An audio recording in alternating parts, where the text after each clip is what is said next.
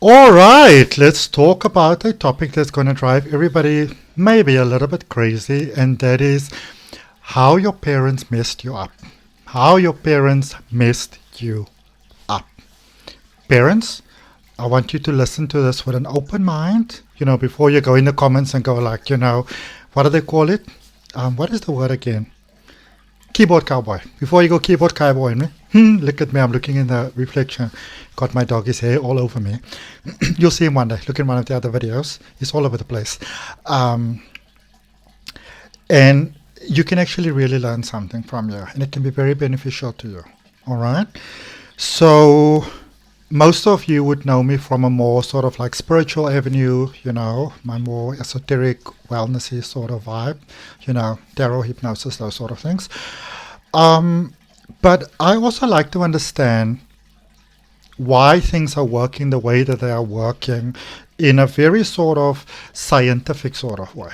And that is actually really what got me into regression hypnosis and like NLP and like a whole lot of couple of things that I'm into, and like epigenetics, and it's also interesting because it's about understanding better how we work as human beings, because something that we always forget, especially when we're in this sort of like spiritual quest, we forget that we are human beings having a human experience in a human environment. Simulation or no simulation, bottom line is you're here. You can just well roll with it. Otherwise, if you don't play by the rules of Earth, then Earth is not going to work for you. And most of the times in the world, which kind of actually brings me towards the point of the video, but most of the times in the world when we're having challenges is actually when we are, we forget who we are. We've been told who we are, and we're coming from fear. And fear can have different masks. And I speak about that in my advanced tarot reading course, but fear can have different masks. Or it seems like it's got many, many masks. But it really comes down to three. It's either victim mentality, savior mentality, or, what is the word? That you're the one that's doing the bad stuff, perpetrator. And what we don't realize is that a lot of the fears that we have, all of us, because we all have fears, this whole thing of thinking that some people don't have any problems and they're all good, and that is just not how life works. Life is a bit of a rakatakatak sometimes, But you may have heard before that people say that, it's not like your responsibility that you have your problems or your patterns, but it's your responsibility to sort of like do something about them. And yes, I definitely agree with that, but we want to look a little bit deep and have a deep understanding of who we actually are, at the core of our being, who we are, And the simple truth is that we are clones of each other. That's what we are, And I mean, the universe, creation, just duplicates upon itself over and over, and it's not even always that creative, or maybe it is, I don't know, but like it works in cycles, like every 10 years you unlock like a different cycle. It's like a different sort of like era or mindset of people are coming about, but you have those examples that sometimes, when you find a picture of, Becky's great grandmother, whatever, way back in the day, they're the spitting image of each other. They look the same, because we've got a consciousness that is carrying forward. And I think to say that we have a consciousness is not really correct. We are a consciousness that is experiencing ourselves as individuality, or individuals, or individuality, whatever. But we are a consciousness. We are one consciousness. We are one flow. We are from the one expression of life, And when you think about it, now I promise you I'm getting to the point here. I promise you I'm getting to the point here. So when you think about it, that when you think of the Big Bang of creation, you can look at it scientifically, religiously, spiritually, whatever works for you. Okay, but think about it. The universe is it's a consistent sort of like, it's a pulse, the same as your heartbeat. It contracts and it expands. You breathe in, you breathe out. That sort of vibe. The universe has the same thing going. the earth has a resonance, like the Schumann's resonance, it is alive, it's got a vibration, and everything mimics the same pattern over and over and over. Life keeps on duplicating upon itself. So when you think of it, and if you look at it, in a more, let's call it in a more 3D sort of way, in a more worldly sort of way. So the sun was a supernova star. And if you think about it, if the sun is a supernova star and the universe is really, really, really, really big, and it always gets bigger and bigger, bigger and bigger, there's most likely a couple of more supernova stars, because the universe has a way of, duplicating upon itself. And it appears to be separate, but it's actually not. So our universe, our cosmos appears to be separate, but maybe it's not. When you put together a fish tank community and you do it really, really balanced properly, not, sorry to say, but not the way that most places that sell fish are going to tell you how to do it, but you do some research and do it properly, and you create a whole ecosystem. You create the whole universe for that fish. To them, that is all that exists. They're aware of, way out there's figures moving, and sometimes lights go on and lights go off and stuff like that, but they within their universe. And to them, the sun and the moon and those type of things happen. And because people are typically quite predictable, those fish are sort of on a cycle too. We think that we're that different from each other. We're not. We're not. But anyway, so think about it. So the supernova star did an implosion. And then it immediately did an explosion, if we look at things not happening simultaneously, but we look at things in the sort of the latency of time. So when you think of an implosion or you think of an explosion, you think of something really, really fast, and I can recall, I heard that everybody was speaking about the vehicle, I don't know what the right terminology is, but it went down to the wreck of the Titanic, and then I kind of saw how somebody showed how it may have just imploded upon itself. So everything happened really quickly. So, those people wouldn't have suffered. And I thought to myself, oh my goodness, I'm really happy to see that. But I think this is what really got me on that, and I was sort of communicating with Smile, the collective consciousness that I channel. And, we think of an implosion or explosion as really, really fast. But when you think about it, we are currently in our creation, in our universe that is always expanding, that is following, the pattern of creation of imploding, exploding, duplicating upon itself, that we are currently living the explosion of that supernova star, the sun. And when you think about it, in our terms, in linear terms, Earth has been around for a couple of billion years, but it's also explosion simultaneously. It's really mind-blowing when you think about it. And it makes you realize that maybe then so we are definitely part of everything, because we're part of the one spark of creation. So you cannot not be part of something, because you're part of everything. It's not possible to not be part of something, because it's all you. It's all the same flow. It's like looking at one big fire and trying to say that you want to separate the fire from the fire. I'm like, it's just fire, bro. Some might be a bit sort of yellowish or, bluish or purplish, or depending on whatever's happening down there in the wood, the wood or whatever you put on it, but it's still fire. It still follows the laws of physics, so to speak. So it's a duplication of itself. And consciousness is always expanding. So when we speak about, and this is a hot topic that often comes up, and it's something that I was challenged by many, many years, into my awakening experience, and, forgiving your parents and that sort of things, to really, accept that, that what, everybody has a story about their parents. That is just how it is, or most people have some sort of story growing up, because we grow through life and there's resistance, like a plant and stuff like that. But you are a copy of your parents. You are a copy of those people. Those are the two parts of them came together and physically created you. There was a consciousness there that made it happen. And, it's like, the same thing if you cut off from a rose bush, you cut off a piece of, little, like a little piece here, and you put it in a pot, whatever, with water, and you're almost propagate it. And you plant it and it begins to grow and everything like that. If you do all of that from a rose bush, and then, it starts getting little blooms, and all of a sudden, instead of roses, this tree is glowing like plums and a couple of tomatoes, and maybe it's got even some carrots hanging. It's going to be very, very strange. So the thing to remember is that the inherent patterns that we have are typically neither our parents' fault nor our fault. It just is possibility. Water.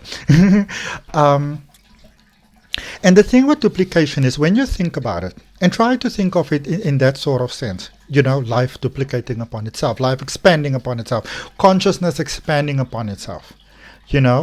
When you think about it, when you photocopy something, you can copy the same thing over and over and over and over and over until there's some sort of glitch in the system. Something happens. Now things are no longer free-flowing. Somebody bumps the machine, the power trips out, the ink runs out, somebody puts in the wrong ink cartridge. Something happens. You know what I mean? Like something happens. There's a part that's maybe outdated and the machine's not doing so well. Something in those lines happen. It changes the blueprint, the setup. It unlocks possibilities in that blueprint that it wouldn't have typically unlocked. And the thing to remember is that when we go to trauma, when you go to bed at night or when you go to sleep after your trauma, you are not the same person that woke up pre-trauma.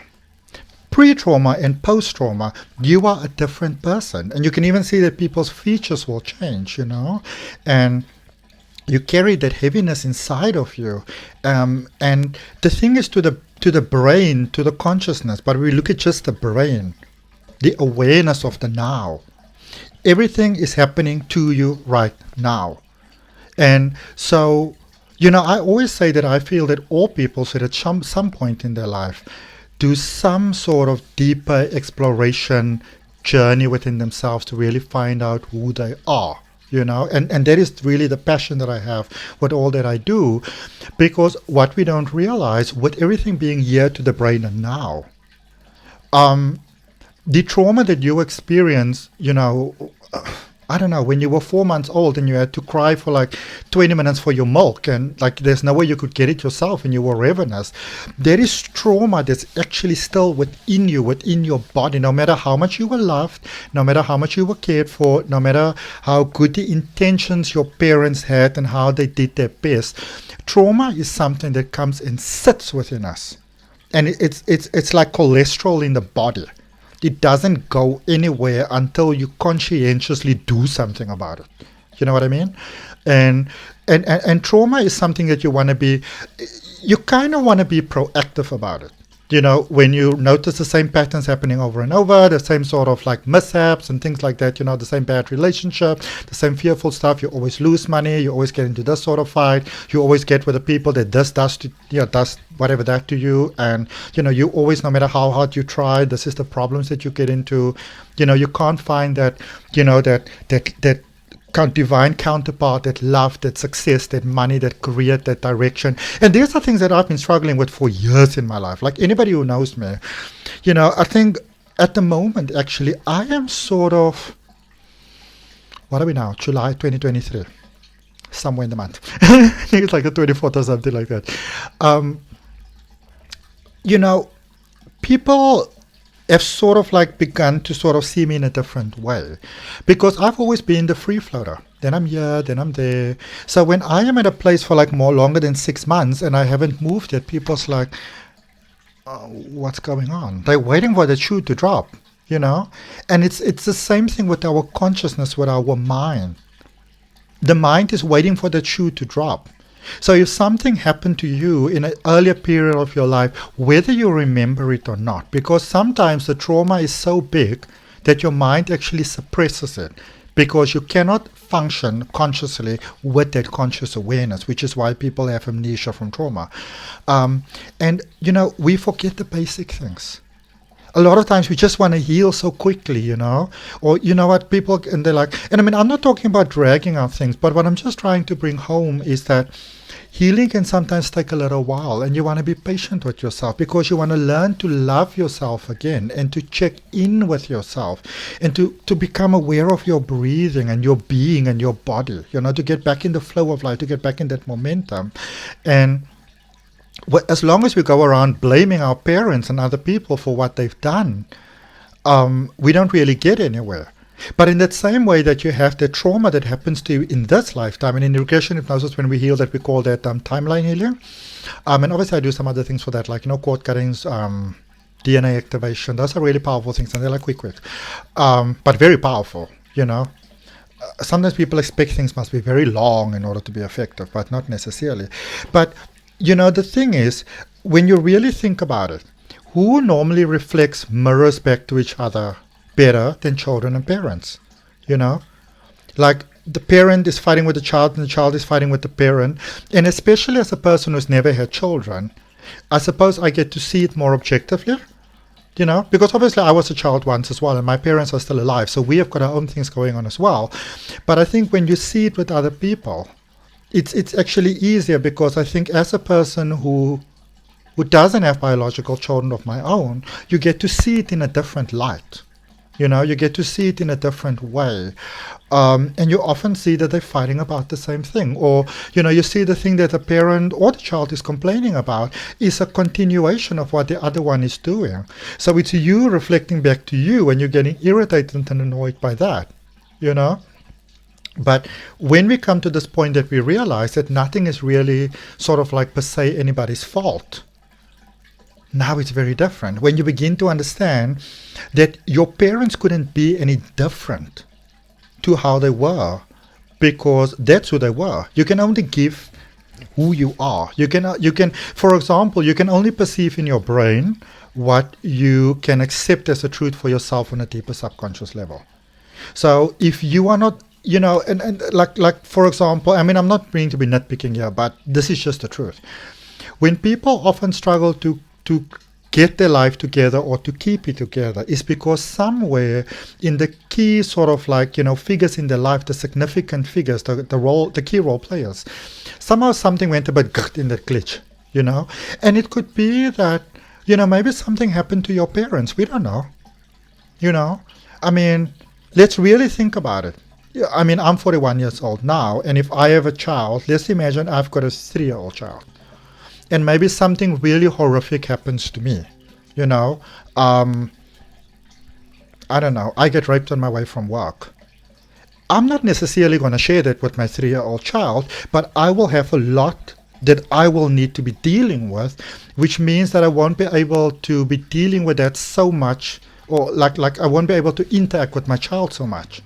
And in that sense, the thing is to really remember, and it's, it's very difficult, because sometimes, we want that forgiveness, and we'll say, but I was the child. They should have done that. They should have known that. But that is the one side of our observation, which is true for us. But we don't know what was happening on their side. So yes, when something traumatic happens to our parents, and this could even be things like, financial strain, not enough food, stress over loss and those sort of things. Some children figure out at the young stage that they sort of like, they just got to make it work, which is a very stressful thing, but at least you're not fully in the dark. Some go into denial, and then those patterns play out in those larger patterns of life, later in life, victim, savior, perpetrator. But we forget that our parents are just human beings that were doing the best that they could do with what they understand about life and about themselves and about who they are. The subconscious mind is always listening, for example. So maybe your parents waited for you, respectfully waited for you to go to bed before, in very simple hushed tones, they would discuss their problems, their worries, their fears, and their concerns, which is great. But the thing with that is that the subconscious mind is never sleeping. So even if they speak in very, very harsh voices that the conscious mind won't hear, the subconscious mind is clearly hearing that, and it has to sort of place you within that space. Okay? So, I always say to people, if it's too difficult for you to forgive your parents, I get you, I feel you, It is what it is. But at least we can be willing, and sometimes being willing is so hard, but then you have to be willing to be willing. But it really does come back to you, because a lot of times you're like, I want to forgive my parents because I feel that if I don't forgive them, I'm not a good spiritualist, Christian, Jew, Muslim, spiritualist, yogi, Buddhist, whatever. We can just deal with what we can deal with. And when we can, it's really such an empowering thing when you can find healing for the pain within yourself, without needing that apology from that other person, because that apology that we crave so badly is it's a validation that you want. You want to be validated that you've done well, you've done good, you da. But when you can really get to a point where you can give that to yourself, it becomes so powerful. And then the amazing thing is that even families that have struggling dynamics and struggling to get along, because you change, because you change, everything else changes as well. I always say that to my Reiki students, who are always very concerned. And I come from a very Christian, very traditional sort of background in many ways, and my concern was literally, what are my family going to think about this whole Reiki thing and stuff like that? But the amazing thing that I figured out, and I share it with everyone, is that when you change, somehow those people get on board. Because your world that you experience is a reflection of your inner world. So when you find a way to, first of all, establish what the storm is, and then to calm the drama and to love yourself through that and to understand the deeper core of who you are, then the whole game changes. And then your life changes. And the wonderful thing is, I would maybe finish close off with this, and I would say that in my observation, when you do the best that you can to be a good person, an honorable person, a respectful person, to do the right thing, to not be sneaky, to not be conniving, to love yourself, to love others, to respect everybody, and yourself, definitely included, somehow life will work out for you, because you're flowing in the vibration of abundance, prosperity, and success. Okay. So, if you are struggling to get through life, to get your life together, I'll be more than happy to help you. I am honored to help you. I have had the honor of helping so many people in their growth. People that have tried traditional therapy for years, people that have been hooked on drugs, sex addicts, all kinds of other addicts, alcohol, whatever, because you want to find out what is the core within me that is causing me to have that. When we come from this whole point of what's wrong with you and how do we fix you, and no, there's nothing wrong with you. You are perfect, whole, and complete just the way that you are. And if you are interested in ways that I can serve you, you can always reach out to me. My contact details are in the description. I work online, I work in person. And you know what? My goal with everything that I do is that for those who are ready, at least willing, because sometimes it's very challenging for you to get, and you may not know how to get there. But, I am proud to say that my passion, and I specialize in finding you to discover that beauty of who you are, to unlock it, to responsibly expand it. Sometimes we just want to manifest without realizing the energies that we are tapping into and utilizing it, and we're not bearing karma in mind, because sometimes we don't know stuff. We go on all this Google knowledge, which is great because there's a lot there these days, but there's some, fundamental things that you want to know, to benefit from it. And above all, to be able to maintain it really very much on your own. That's a big thing for me. I want to, I'm very passionate about helping people to not create codependency through healing now. To help you to live your own life prosperously and abundantly, and to be free from the ties that are holding you back. And I'm very passionate about what I do, so I'm going to end this video because I'm actually bursting to tears. But, I just wanted to share that because I know that is a challenge that a lot of us are dealing with, And even for us living post sort of like, COVID, sort of like hard lockdowns, all that sort of stuff. There's a lot of that stress still inside of us. There's a lot of those fears, and it's time to release them so that you can be free and, naturally progress to that next level of your life. All right. So from my heart, namaste, love and light. My name is Adrian Nelson, your quantum life activation practitioner. And if you like this material, let me know in the comments. I can do some more. I can expand upon it. Subscribe to the channel, hit all notifications, and be sure to also check your regular, tarot reading with me. I'll see you next time. Bye.